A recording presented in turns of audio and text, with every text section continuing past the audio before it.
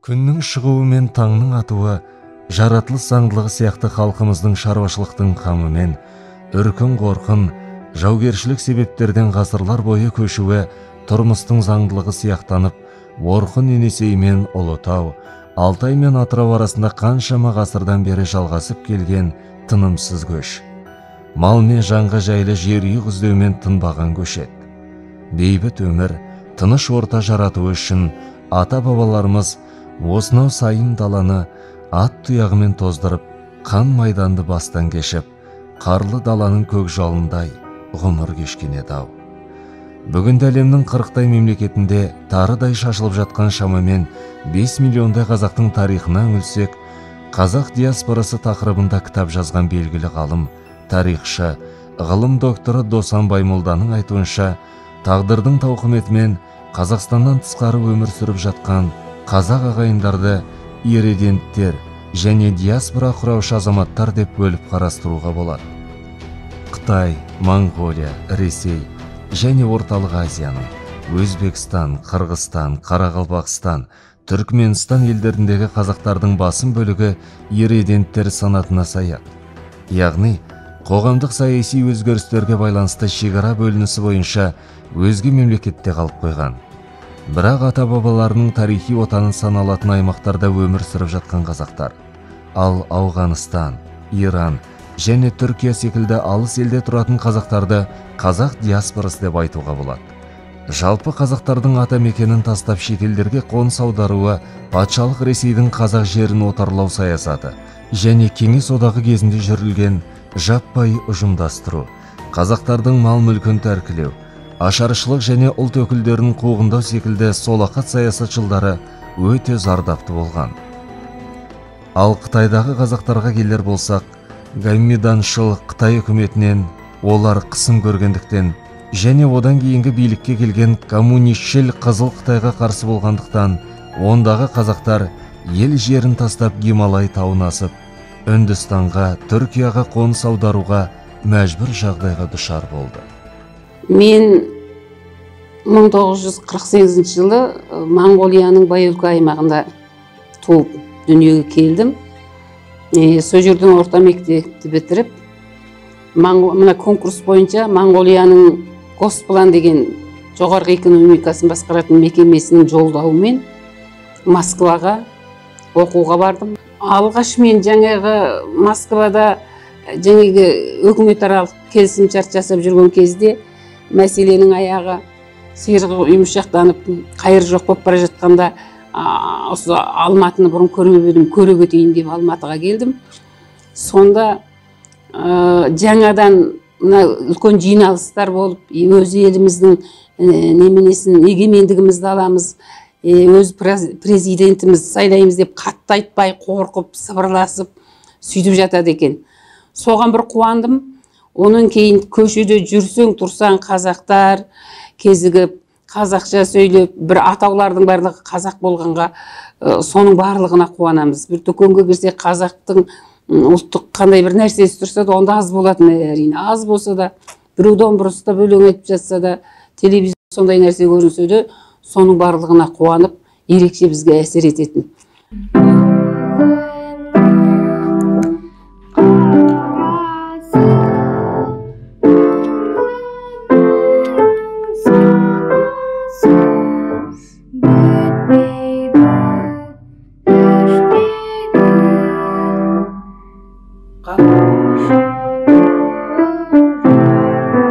Тәуелсізден бұрын біз осындай көшуге талпынғанбыз.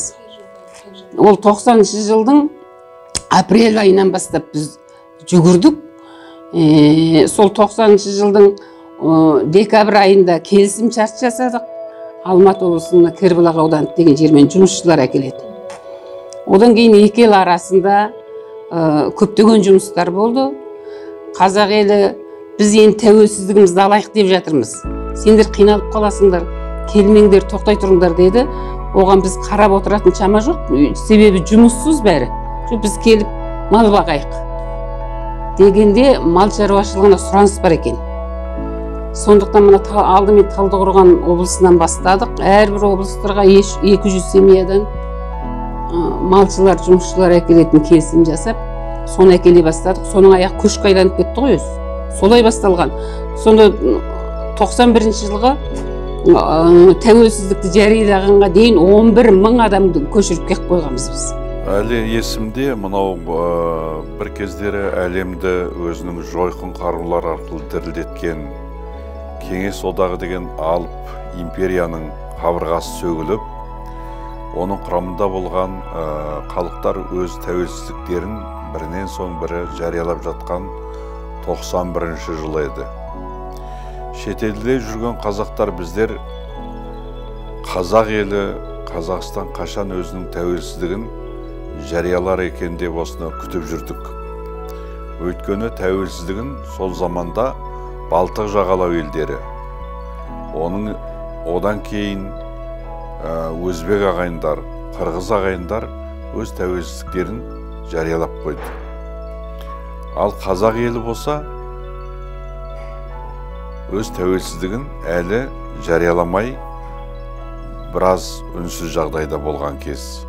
Көп кешікпей Қазақстан сол желтоқсанның 16-сы күні, негізінде бұл қазанның 30 деп аталады, егемендікті жариялады.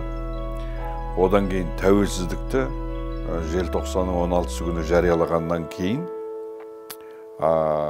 осы Моңғолияның қазақтары жаппай дүркіреп Қазақстанға қарай көше бастады.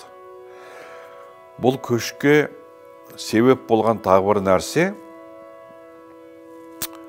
91 жылдың басында қайт қазақ отаныңа деген мына қазақтың белгілі ақын жазушыларының үндеулері шетелдегі қазақтарға.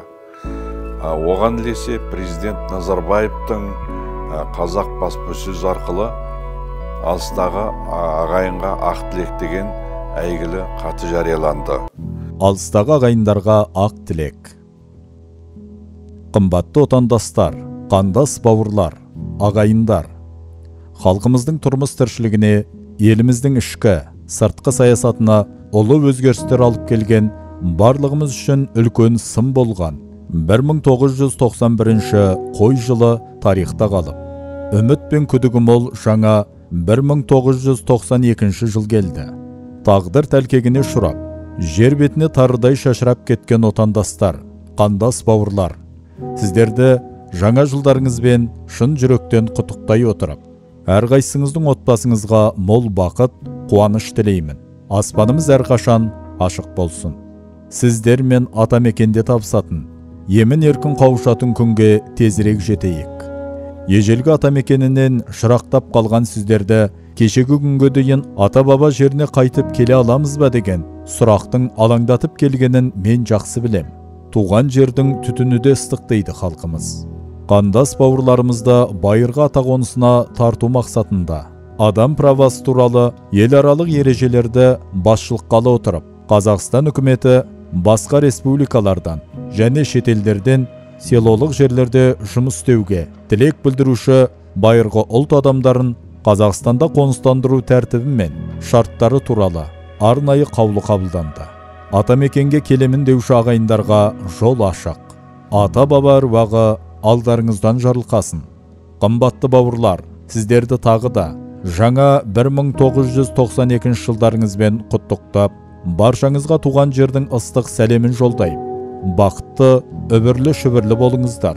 Биылғы жыл ақ жарылқап жыл болсын. Қазақстан Республикасының президенті Нұрсұлтан Назарбаев. Бұл көш 91 жылы наурыз айында басталған болатұғын. Ең алғаш Сарыөзек, Талдықорған облысына келіп адамдар қоныстанды. Осы көшті ұйымдастыруға өзім құлшыныспен атқарып жүрген жұмысымды тастап, келіп осыған жұмыс жасадым. Мамыр айында енді көш қарқынды жүрді деуге болады. Өйткені енді жанымызды салып, күні түні аянбастан жұмыс атқардым. Мамырдан қыркүйек айына дейін жалпы Моңғолиядан 45 мың адам көшті. ең алғашқы көш Улан Батыр маңайындағы Эрдэнэт, Дархан қалалары Торнығып, яғни Монғолияның шығыс аймақтарынан алғашқы көш басталды. Кейіннен Байын-Өлгей аймағы қосылды. Өйткені Байын-Өлгей аймағы Улан Батырдан 1400 км қашықтықта.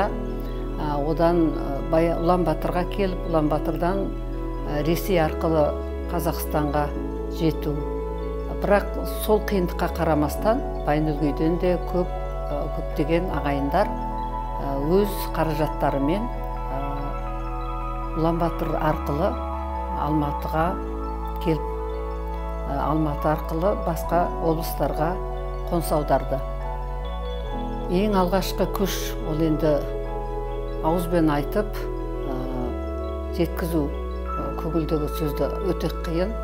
Ол енді өте керемет болды деп айтуға болады. Елбасы өзі шақырып, бұл жақта көші-қонға деген саясат өте жоғары болды. Министрлік құрылып, сол министрлік үлкен жұмыстар атқарды. Бұл министрліктің басында Саят Бейсенов ағамыз, Ғазиз Есмұқанов, Памир Камалиев деген ағаларымыз керемет еңбек атқарды.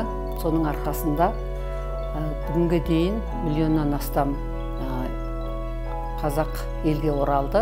Жалпы Монғолиядағы көш ол енді өте ерекше көш болды. Өйткені Байын-Өлгей аймағынан дағы қазақтарды самолетпен, ұшақпен күніне 10-12-ге дейін самолеттер күніне барып түсіп, жүздеген камаздар жүктерін арту үшін барып жатқаны сол жердегі моңғол ағайындарға да үлкен ой салды. Сіздер қазақтар не деген бақыттысыздар, аттарыңызда елдеріңіз бар екен, міне сіздерді алып жатыр, өте бақыттысыздар деп олар бізге өздерінің нелерін жасырмай көңіл күйлерін айтып жатты. Шынында да кезінде үлкен аймақ болған, көптеген мектептері бар аймағымыз сол 91-93 жылдар аралығында кәдімгідей кішкентай ауыл болып қалды. Өйткені көп ағайын ата жұртқа көшіп кетті де, кейбір мектептер балалар саны жетпегендіктен жабылып, аймақтың жаңа көшіп кеткен ағайындардың үйлері қирап, тозы шығып, өте сондай жағдайға түскен. Енді қазір қайтадан ол ағайындарымыз өсіп өніп, сол кезде 150 мың қазақ болса, соның 70 мыңы елге оралды. Қазір о жақтағы ағайындарымыз қайтадан сол 150 мыңға қайтадан өсті, өнді. Мектептері қайтадан жаңғырды. Қазір қайта қазақ мектептерінде балалар қазақ тілінде білім алып жатыр. Монғолия қазақтарының көшінен кейін басқа шетелде жүрген қазақтардың, әсіресе мына Қытайдағы қазақтардың, Түркиядағы қазақтардың, онан кейін Түркменстандағы қазақтардың, Ирандағы қазақтардың, Ауғанстандағы қазақтардың, тіптен Сауд Арабиясындағы қазақтардың көштері кейін жалғасты. Осы көш жалғасып, биыл міне көші-қонның 30 жылдығы үлкен мереке ретінде тойланбақшы қазақ елінде. Ал енді жалпы саны 1 миллионнан астам қазақ Қазақстанға көшіп келіп, қоныстанып, әркім өзінің бақытын осы ата жұртынан тауып жатыр деп айтуға болады. Мен атым Баяхмет Акимат Жұмабай. Жалпы мынау Шинжаң өңірінде өмір сүргенбіз. Ата-бабамыз 1938 жылдар мына Шығыс Қазақстаннан кетіп, кейін сол жақта ғұмыр кешіп, біз сол жақта өсіп өніп, кейін осылай келдік. Мен жалпы Қазақстан егеменді ел болғаннан кейін, жалпы ол жақтағы шетте жүрген қазақтардың қай-қайсысы анау ғасырдан, талай ғасырдан бері ата-бабамыздың аңсаған қазақ ел болса екен, мемлекет болса екен, дербестік болса екен дейтін арманы енді жаратушы Алла оң көзімен қарап іске асқаннан кейін жалпы біз осылай қарай ағылдық. Солардың ішінде сол жердегі зиялы қауымдардың бірі болатынбыз. Ол жақта біздің өсіп өніп жалпы тұрмыс жағдайымыздың бәрі өте жақсы болатын, ешқандай қиыншылық жоқ. Бірақ біздің жалпы беталысымыз осы егеменді елге келіп, өз ұрпақтарымызды осы жерге өсіп өндіру, одан кейін өзіміздің енді қалған өмірімізді осы жаққа не береміз? Бірдеңке берсек, мынау отанға, елге, ертеңгі ұрпаққа деп жеткенбіз. 1937 жылы Қытайдағы қазақтардың басына ауыр күн туып, қазақтардың көптеген билеріміз қолды болып, біреулер атылып, өліп дегендей жағдайлар болғанда қазақ көші басталды. Сол кезде сол көштің құрамында менің әкемнің әкесі Рахи Сопы, ағасы Қарамбай деген кісілер өз ауылдарымен Шығыс Түркістан жерінен Гансу, Чинхай жеріне, содан Тибет арқылы Кашмир, Пакистанға, содан Түркияға келген 1953 жылы. Біз сол Түркияға көшіп келген, Түркия жерінде дүниеге келген бірінші буын болып саналамын. Содан кейін осы Қазақстанға өзім 84 жылы бірінші рет хат жаздым. Жазушы баспасына хат жаздым. Одан кейін сырттағы қазақтармен байланыс жасайтын Отан қоғамы деген болды. Отан қоғамының басында ол кезде Исмет Кеңесбаев деген академик болған. Мына әнші Әлібек Дінішевтің әкесі болған Мұса Дінішев деген кісілер. Сол кісілермен хат арқылы хабарласып тұрдым. Сосын мен Қазақстанға барып көргім келетінін айттым. 88 жылы бірінші рет маған шақыру хат келді. Бір қазақ, Түркиядағы қазақ қыз екеумізге сырттағы қазақтың жастарын Қазақстанға әкеп көрсету деген сондай айдармен 88 жылы шақырды. Бірақ сол шақыру хатта жазыпты: сіз Мәскеуге дейінгі жол шығынын өзіңіз аласыз, Мәскеуден бері келген кеткен біз мойнымызға аламыз. Бірақ менің ол кезде Мәскеуге баратындай жағдайым болған жоқ. Ақша болған жоқ, жағдайымыз болған жоқ. Сонымен 88 жылы мен бара алмай қалдым Қазақстанға. Біз Қазақстаннан тікелей Түркияға кеткен жоқпыз. Қазақстаннан біз басқа елге қашып кеткен жоқпыз. Мен қашып кеткен жоқпын. Мен келдім. Мен басқа елде туып өссем де, Қазақстанды мен көрмесем де, мен Қазақстанға келдім. Бәрін тастап келдім. Бүкіл тіршілігімді, бүкіл өзімнің өмір бойы жинаған білімімді, жұмысымды, қызметімді, ортамды, дос-жарандарымды, лауазымымды, қызметімді, туыстарымды бәрін тастап келдім. Сонда мына жаққа келгенде кейбір ағайындарымның сондай айтатын ауыр сөздері бар. Танысын танымасын бірден келе сап, сен деген сатқынның ұрқы екенсің, сен деген қашқынның ұрқы екенсің, сен деген шетелдің тыңшысың, сені әдейі жіберген Қазақстанға, сені бір жақта дайындап Қазақстанға саған біреулер төлеп жатыр деп осы күнге дейін айтылады. Оралман деді, ұзақ уақыт Оралман аталды ғой енді. Оралман деген кино да шықты. Оралман деген тақырыпта көптеген нәрселер жырланды. Енді ол кезде шынын айтқан кезде саяси орта соған жетектеді.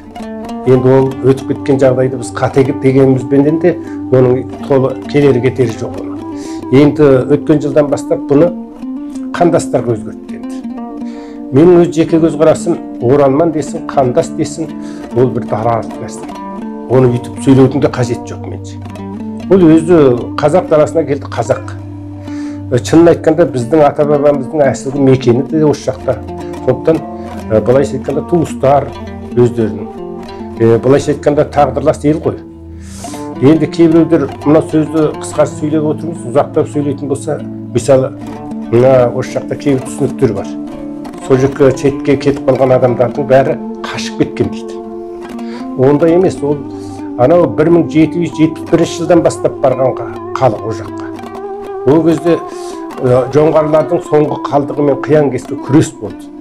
Ана ен даланы мысалы әзір анау Шығыс Түркістан деп жатырсыз, Алтай деп жатырсыз, ана Монғолияға дегенге жерді қазақтың жері әзір. Енді тарихтан бері. Анау тарихта жазылып кеткен Орхон Енсейге дейін қазақтардың жасағандығы жөнінде. Енді сол даланы қайтадан осыдан барған қазақ иеледі. Егер осы қазақ солай өтпеген болса, қазақ даласының шекарасы бердегі қазақтың өз ішкі, Қазақстанның ішкі дүниесі болып қалатын еді. қазір бүтін қалқарада оның бәрін қазақ даласы есептейді. Сондықтан ол кеткен адамдарды негізінен өзінің жерін, ата мекенін көксеп кеткендер. Кейін сол жерде тамыр тартты, гүлденді. Ал қашып кеткен бір бөлім адамдар болды. Ол анау ашаршылық кездерде, соғыс кездерінде ол кезде кетті. Оның тағдыры да ол қашайын деп қашқан. Ол өзін сақтап қалу үшін және көптеген ғылымды сақтап қалу үшін. Мысалы, Шәкәрім Құдайбердінің балалары кетті сол жерге. Зия деген баласы барды. Ол сол жерде Шәкәрімнің қыруар шығармаларын сол жерге жеткізді. Сол сияқты қыруар адамдар барды ол жерде. Алашшылдар барды мысалы. Алашшылдар кейінгі кезде сол жерлерге өзінің үгіт насихатын жүргізіп барды. Сол арқылы ол жақты оятты, кейбір саяси жақтан, қоғамдық жақтағы нәрселерді. Міне бұды бертінге дейін, анау ертеден бертінге дейін бұл арада мәдениет қатынасы, экономикалық қатынастар жүріп жатты. Сондықтан оны біз дұрыс түсінуге тиіспіз. Енді ең бастысы ол жақтың тағдыры, ол жақта жасаған халықтың тағдыры осы жақтың тағдырымен ұқсас. Бәрібір қазақ, ешқандай бөлудің қажеті жоқ деп ойлаймын. Жалпы мемлекеттің ішкі саясатында сондай тетіктер қарастырылу керек. Осындай нәрсе болмау керек. Ол шетелдегі қазақтар, ол қазақтың бәрі қазақ. Ол Түркияда туа ма, Германияда туа ма, Америкада туа ма, Қытайда туа ма. Қай жерде өмірге келсе, ол соның енді дүниеге келген жер, ол паспорттағы бір дерегі керек. Бірақ ол оның ұлтының белгісі емес.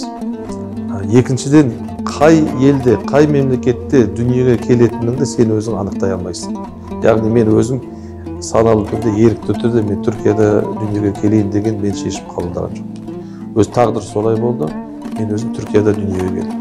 Бірақ Түркияда дүниеге келіп, сол жаққа сіңіп, немесе Германияда соларға сіңіп, сол жақтың адамы болып, осы Қазақстанда туып өсіп, ата бабасымен Қазақстанда туып өсіп, қазақша бір ауыз білмейтін адамдар.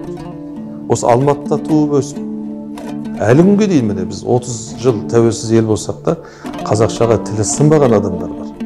Соларды біз қазақ болдыра алмай отырғанда, ал енді шетелде туып, қазақ көрмей, біздің Анкара қаласында қазақ деген болған жоқ, бір 4-5 үй ғана қазақ болды. Бүкіл қала бойынша қазақ жоқ.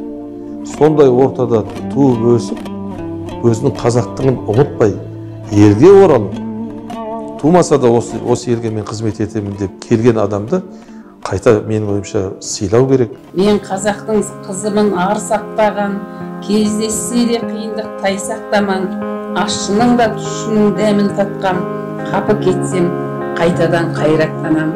Мен қазақтың қызымын ұлтым деген, ештеңеден ұлт үшін іркілмеген, ұлт тағдырын ағайын бүгін ойла, қапы қалар бүгін бір сілкінбеген. Тәуелсіздік нығаюына шетелден келген қандастардың үлес қосуы бірнеше жақтан болды. Бірінші, тап-таза тіл алып келді. Тұп-тұнық тіл алып келді бұлар. Қазақтың байырғы тілдерін алып келді. Мысалы, мен бір жолы таксиде отырып келе жатсам, бір такси айдаған жігіт айтты: "Сіз қырғызсыз ба?" дейді маған. Не болды десем, тілің ұқсамайды дейді. Мынау нағыз қазақ, мынау Абайдың тілі, мынау Мұхтар Әуезовтің тілі, мынау Шәкәрімнің тілі мен сөйлеп келе жатқаным. Сен қайдағыны араластырып келе жатырсың деп мен сөйтіп өзін ұрсып қойдым. Сол сияқты бізде бір таза тіл келді. Бір. Екіншісі, бұл жаққа экономикалық жақта өзінің үлестерін қосты. Қаншама бизнеспен шұғылданған адамдар бұл жақта үлкен, былайша айтқанда, сектор құрды, үлкен карханалар ашты, көптеген жұмыстар істеді бұл жақта. Түк болмағанда, бір бөлім ұйықтап қалған қазақты, осы жақтағы елді оятты олар. Біз бұлай істеуіміз керек дейді.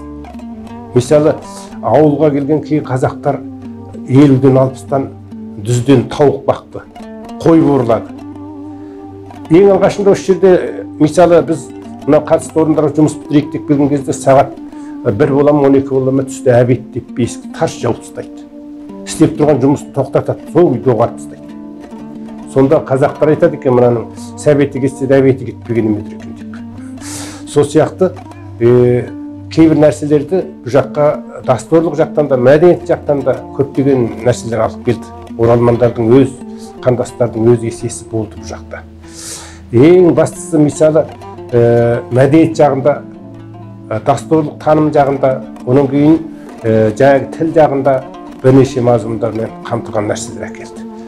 Олар әкелмесе, анандай үлкен Майра сияқты әншілер осы жерде таныла ма? Ана Шоғла сияқты бишілер келді. Бір мұнша үлкен достың мамандар келді. Анау доғдырлар келді. Бір кезде осы Қазақстанда бүтін Қытайға ағылатын доғдырға көрінетін халық. Соның бәрін міне әзір Қазақстанның былайша айтқанда медицинасы өте жақсы болып дамыды. Мүмкін ол оралмандардың да қандастардың да есесі болады. Өз бұл жақта да мынау бірнеше бағдарламамен жастар тәрбиелеп жетілдірді ғой. Сондай бір қиындық кездерде келген адамдардың бұл жаққа қосқан есесі жақсы болды деп ойлаймын. Бірақ мемлекет квота бөлді ме? Бөлді. Басқалай мән беретін жұмыстар істеді. Азаматтықтарды бәлен уақытта береміз деді. Бірақ арада делдалдардың бұзуыменен көптеген қиыншылықтар туды.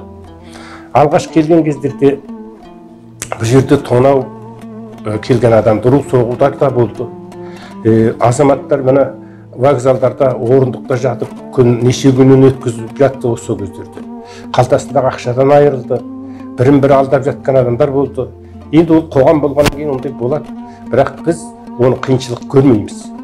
Бір елге келіп сіңу деген нәрсе. Бір қора малдың ішіне бір мал кіріп кетсе, сол бір қора мал әгі бөгде малды қуып шығады әуелі. Неше күнге дейін соны жайылтпай. Сол сияқты енді біз жерге келіп сіңу оңай нәрсе емес. Сондықтан біз ол қиыншылықтарды қиыншылық демейміз. Бастысы еліміз аман, жұртымыз тыныш болып, мемлекетіміз дамысын екен деп ойлаймыз. Осы ғана. Қазіргі таңда шеттен қоныс аударғысы келетін отандастардың қарқыны жоғары. Дегенмен оларға бөлінетін квота саны да жыл санап азаюда. Атап айтқанда 2020 жылы квота 1378 адамға бөлінсе, 2019 жылы сәйкесінше 2103 адамға берілді. Оралмандар квотасына қолында оралман деген куәлігі бар адамдар ғана ие бола алады. Қандастарымыз 7 облысқа қоныстан алады.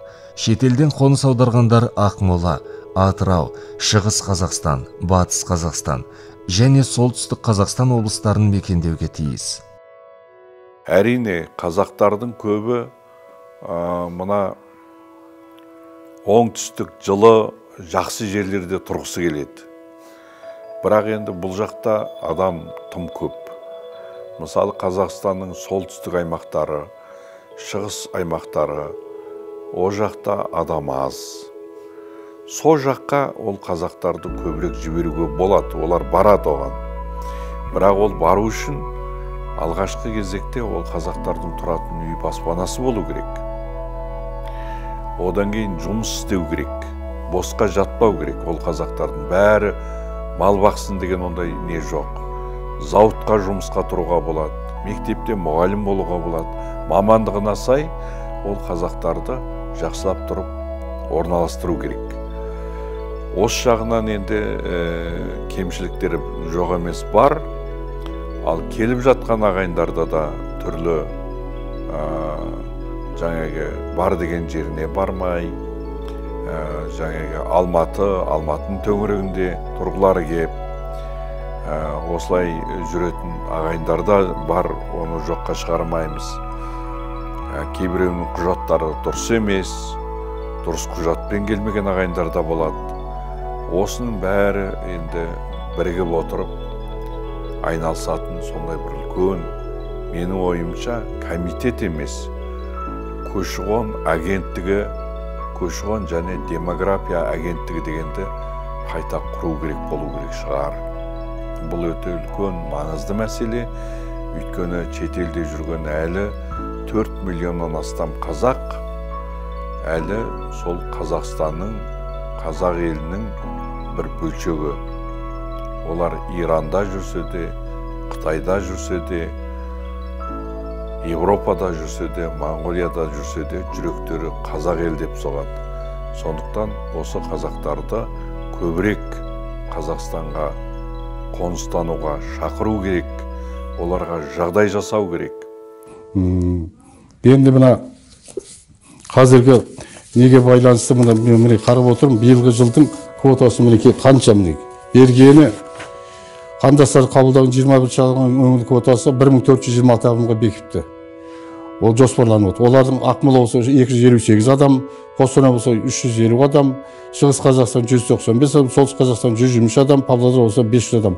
Қарасаңыз, баяғы 92 жылғы көшпен салыстырғанда бұл 100 есеге аз. Солай деп айта аламын екен. Өйткені бұл не азайып кетті. Бұл енді әзіргі уәж бойынша айтатындар көбісі мына облыс әкімдерінің берген өздерінің несіне байланысты дейді. Квотаны қалыптастыру, мысалы еңбек министрі бұл квотаны жасайтын солардың айтуы бойынша әр облыстың әкімдері берген тапсырыстарына сәйкес мен мұнша адамды ғана қабылдай аламын дегендей. Ал кезінде мысалы елбасының өзі тікелей тапсырды, бәленің отбасын қабылдайсың, сен түгел отбасын қабылдайсың, соны біз соның нәтижесін берді сол кездегі. Әзір көштің несі төмендеп кеткен сол. Ал енді жалпы көші-қон мәселесіне келетін болсақ, көші-қон бұл өте үлкен күрделі мәселе. Бұл көптеген дайындықты қажет етеді. Жаңағы бір жерден екінші жерге бір мемлекеттің ішінде көшудің өзі оңай емес. Ал енді бір мемлекеттен екінші мемлекетке көшу, ол жаңағы көші-қон саласындағы түрлі заңдылықтарды қажет етеді. Ол шекара арқылы жүретін болғандықтан, шекарадан өтетін әрбір адамның бойында жаңағы ресми төлқұжаты болу керек. Одан кейін жаңағы кедендік рәсімдеу жүрілу керек. Өйткені көшіп келе жатқан қазақтың өзінің жүгі болады. Сондықтан осының бәрін ұйымдастыру, осының бәрін ойластырып шешу үшін Қазақстан үкіметі көптеген жұмыстар жасады. Әу баста көші-қон агенттігі орнады. Кейін бұл болмайды екен, көші-қон комитеті болу керек екен деді. Көші-қон комитеті біресе еңбек министрлігінің қарамағында болды. Біресе жаңағы ішкі істер министрлігінің қарамағында болды. Яғни түрлі экономикалық жағдайларға байланысты көші-қон мәселесінде түрлі қиындықтар болды. Әлі де бұл қиындықтар бар. Ол қиындықтарды шешу үшін жаңағы үкімет барынша жұмыстар істеп жатыр, заң қабылданып жатыр. Дей тұрғанмен мына қазіргі әлемде болып жатқан түрлі жағдай, әсіресе мына пандемия індетке байланысты көш тоқтап тұр. Бұл ары қарай қалай болады? Жалпы шетелдегі жүрген қазақтың көбі толықтай бәрі Қазақстанға көшіп келе ме, жоқ па? Ол қазір айту қиын мәселе. Өйткені оны зерттеу керек.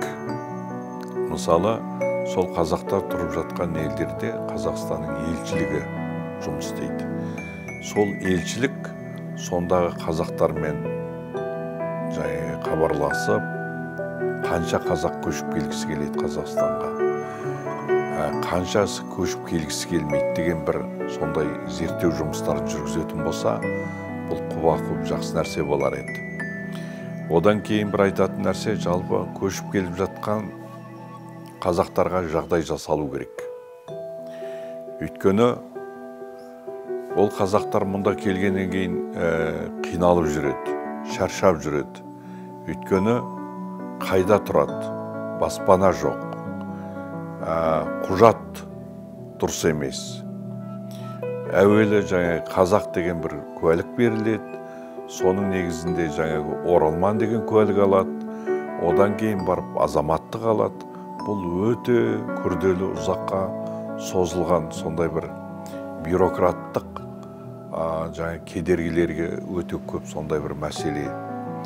Осыны дұрыстап шешу керек деп ойлаймын. Өйткені шеттен оралып жатқан қазақтарға, мысалы Израиль, Германияның елдерінің тәжірибесін неге қолданбасқа?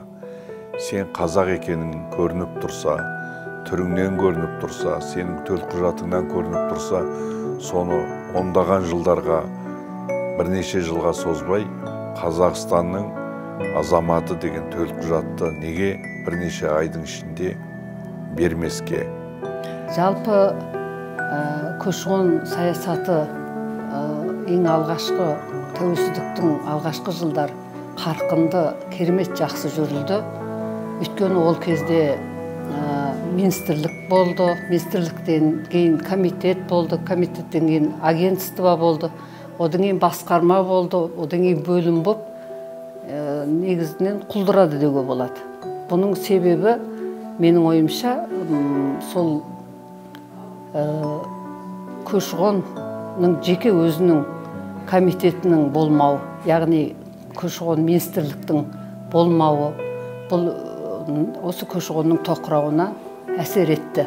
Және де бізде көші-қон саласында жұмыс атқарған басшыларымыз болсын, сол жұмыс атқарып жүрген қызметкерлер тарапынан болсын, жалпы көші-қонның да, көші-қон полициясының да, мына көші-қонға қатысты мекемелердегі қызметкерлердің жемқорлығының әсері де үлкен әсер етті деп айтуға болады. Егер сол адамдар таза жұмыс істеген болса, үлкен айқай-шулар жүрілмеген болса, сол көші-қонымыз ары қарай жалғасын таба берер еді. Оның сыртында мына соңғы, әсіресе соңғы мына 2-3 жыл ковидтің әсерінен мүлде тоқтап қалды. Бізде қазір шетелдердегі ағайындар әлде де келгісі келіп отырғандар көп. Әлі де сол бұрынғы алғашқы тәуелсіздік кезіндегі саясатты қайтадан жаңғыртып, бұл мәселені қолға алатын болса, үкімет тарапынан миллионнан астам келді деп отырмыз. Енді 3-4 миллионға дейін көбеюге мүмкіндік бар. Өйткені біз әлемде қазір нағыз сан, енді статистикалық әлемдегі сандарды айту қиын, бірақ 5 миллионнан астам этникалық қазақ шетелде жүр. Иә, ата-баба аңсаған, арман еткен бейбіт өмірдің ендігі көмбесі 1990 жылдарда егемендігін алған тәуелсіз Қазақстанның көк туының астында болды. Дүниенің төрт бұрышынан бір ниет, бір тілекпен, бір арнаға жиналған халқымыз ғасырлар бойы ата-баба аңсаған егеменді ел болуы арманына жеткен әр қазақ көштің тізгінін енді тартты. Әсіресе әсілгі ата жұртынан алыстап кеткен шетелдегі қазақтар қуаныштан алақайлап, тымақтарын аспанға лақтырып, егеменді елдің іргесін бекендеп, арысын шалқытып, құдіреттенген ел етіп дүниеге таныту жолында көк тудың астына жиналып, ендігі көшті тек ғылым техниканың керуені арқылы отанын дүниеге танытудың ұлы көшін бастап кетті. Қорыта келе, алғаш ел астанасында өткен бірінші дүниежүзілік құрылтай делегаттарына қаратып айтылған Нұрсұлтан Әбішұлының бұйырса, бүгінгі құрылтайға қатысқан қадірменді қонақтарымыздың өзі туған Қазақстанымыздың гүлдеп көркеюіне таяу жылдарақ куә болады деп кәміл сенеміз деген сөзі еске түседі. Шынымен де, тәуелсіз 30 жылдың ішінде Қазақстан сапалық жаңа деңгейге көтерілді.